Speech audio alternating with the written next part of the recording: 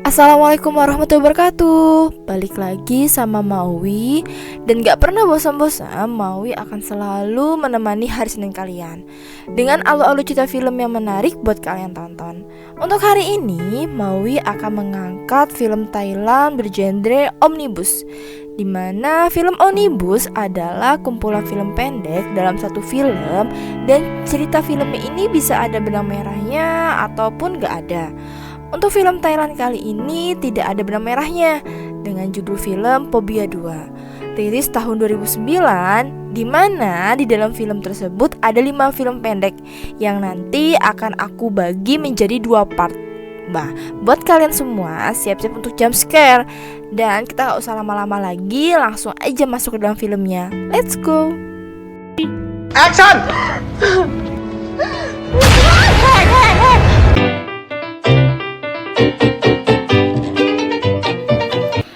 Dah, ketemu lagi sama Maui Channel. Film pertama yang berjudul Anak Baru berkisah tentang seorang remaja laki-laki yang bernama Pei, di mana Pei ini sangat bandel. Dia melakukan balapan liar yang membuat ibunya Pei terpaksa mengirim Pei ke tempat pelatihan biksu. Karena Pei kesal dengan keputusan ibunya, akhirnya Pei berkata kasar yang membuat ibunya marah dan mengatakan andaikan Pei ikut sama ibunya, maka Pei tidak akan seperti ini. Oke, bisa ditarik kesimpulan berarti Pei ini termasuk anak broken home ya guys. Akhirnya waktu perkumpulan dengan para biksu dimulai. Di saat itu para biksu sedang menata sajen untuk diberikan oleh makhluk yang ada di situ. Maklum, di dalam film ini diceritakan para warga atau biksu mempercayai dengan mitos. Di antara tempat sesajen, ada tempat sesajen khusus yang tidak boleh sembarangan orang mendekat. Sesajen itu diperuntukkan untuk hantu lapar. Tetapi Pei yang memang orangnya bandel, dia mengambil sesajen tersebut karena dia merasa lapar pada malam itu. Dan akhirnya yang didapat Pei malahan sebaliknya.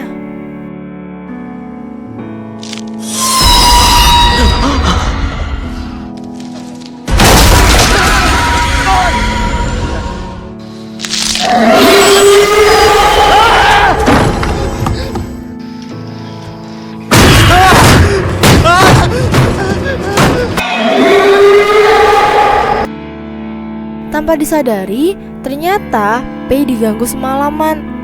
Dan keesokan paginya, ketika para biksu akan pergi ke tempat sesajen, mereka melihat pohon sesajen hancur. Dan ketua biksu berkata, ini pertanda buruk bahwa hantu lapar akan bangkit dari jiwa yang terkutuk. Saking ketakutannya, Pei bahkan sampai bermimpi buruk.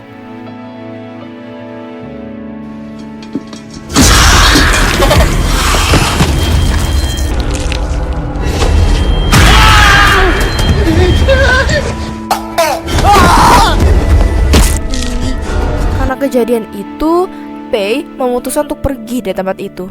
Tapi biksu melarangnya karena Pei belum menyelesaikan urusannya. Tapi Pei yang tidak peduli. Di dalam perjalanan, Pei bertemu biksu lainnya. Dan biksu itu mengajak Pei ke satu tempat untuk merenungkan dirinya. Ternyata Pei diajak ke salah satu gua. Dan biksu memberikan mantra apabila Pei diganggu. Setelah kepergian biksu itu, Pei teringat kejadian di mana waktu Pei dan teman-temannya sedang melakukan trek-trekan, dan dia dengan isengnya melempar batu ke arah mobil, di mana mobil tersebut langsung oleng dengan pengemudinya tewas. Ketika Pei mendekati mobil itu, ternyata yang di dalam mobil tersebut adalah ayahnya Pei.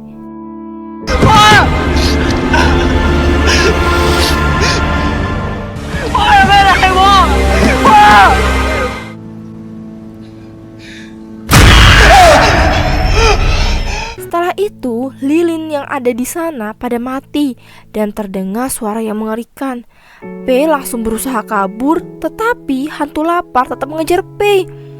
Di lain sisi, para biksu lagi pada berdoa dan mereka mengetahui bahwa hantu lapar sedang mengejar Pei. Karena menurut para biksu, itulah karma buat Pei.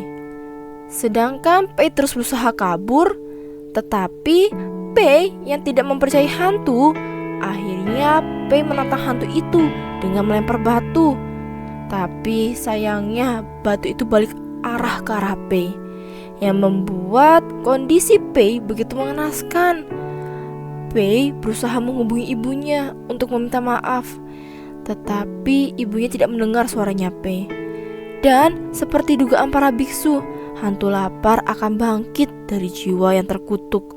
Ternyata itu hadir dari dirinya P. Tuhan.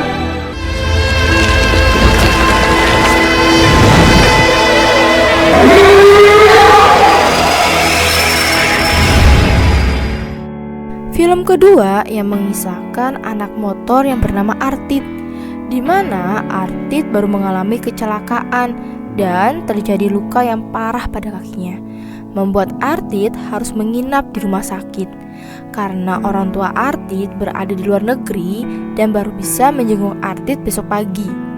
Artit ditempatkan di ruangan yang berisi 3 orang, di mana di sebelah kiri Artit tidak ada orang dan di sebelah kanan ada seorang mbah-mbah yang misterius. Suster yang merawat Artit melarang untuk membuka tirai yang di sebelah kanan dengan alasan keluarga mbah tersebut meminta privasi untuk si pasien.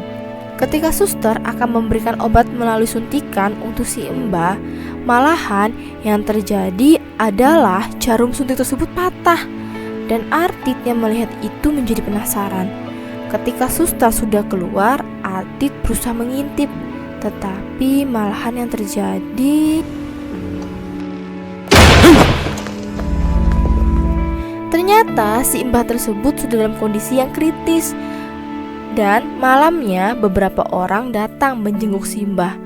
Orang-orang tersebut bukanlah keluarganya, tetapi murid-muridnya. Sepertinya si mbah merupakan guru di suatu tempat. Ketika murid-muridnya memberikan doa-doa yang aneh, membuat Artit tambah curiga. Tetapi ketika Artit mencoba mengintip,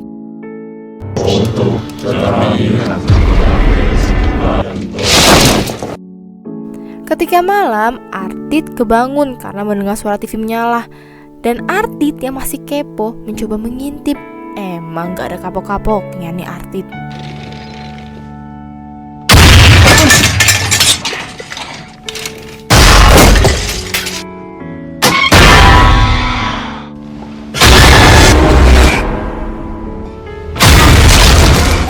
Dan malamnya Artit diganggu dengan bayangan si mbah.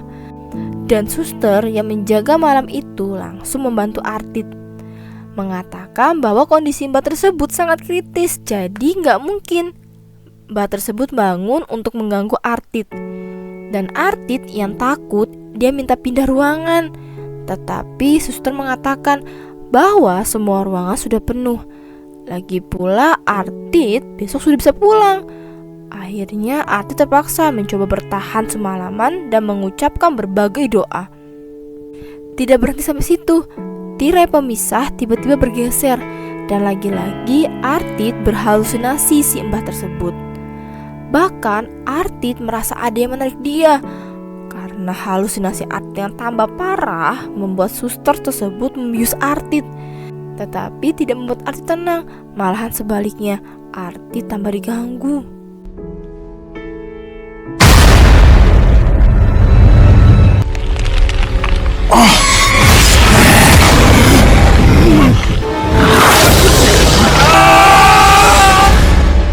Ternyata keesokan paginya si mbah tersebut sudah meninggal dan mayatnya dibawa oleh murid-muridnya.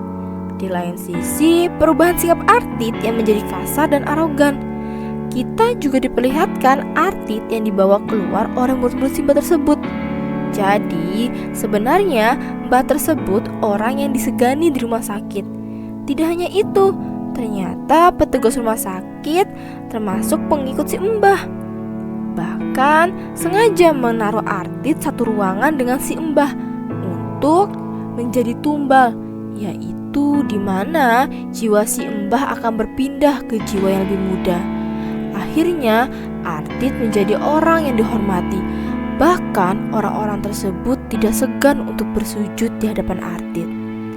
Akhirnya film pun selesai. Akhirnya film Fobia 2 part 1 ini selesai. Walaupun di part 1 ini aku baru menceritakan 2 film, tapi jump scare-nya udah dapet dong. Oke, kalau misalnya belum dapet, gampang. Kalian tinggal menyalakan speaker dan menaruh telinga kalian di dekat speaker tersebut. Dipastikan kalian budek setelahnya.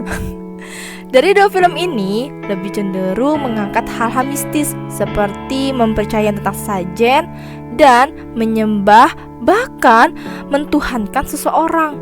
Tapi ya mau apa lagi, namanya juga film, jadi terserah si penulis mau berkhayal seperti apa. Oke, terima kasih buat kalian yang masih setia dengan Maui. Sebagai penutup cerita ini, aku mau memberikan quotes. Kepercayaan dan keyakinan tergantung apa yang kita pelajari dari sejak kecil. Jadi, gunakan akal kalian untuk mencerna semua ilmu yang kalian dapat. Akhirnya, Maui Channel pamit. Wassalamualaikum warahmatullahi wabarakatuh. Bye-bye.